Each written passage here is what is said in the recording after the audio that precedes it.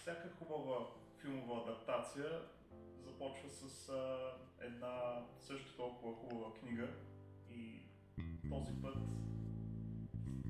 книгата на епизода е Презрение на Алберто Моравия.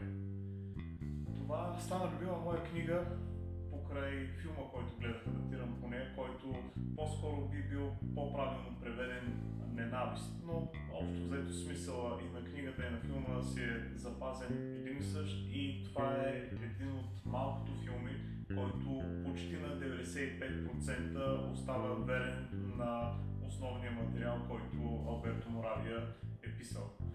Тази книга ми хареса толкова много, че когато си взех изданието от 1962 година с запазен интериор и все още контрастни жълти цветове, попаднах и на малко по-старо издание, което е подвързано от естествена кожа и мирише точно както книгите от едно време.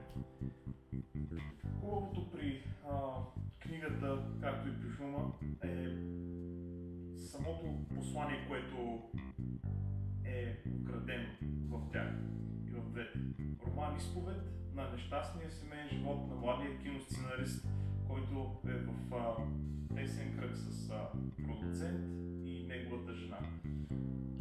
Това е една съвет или с филма ще бъде едно прекрасно преживяване.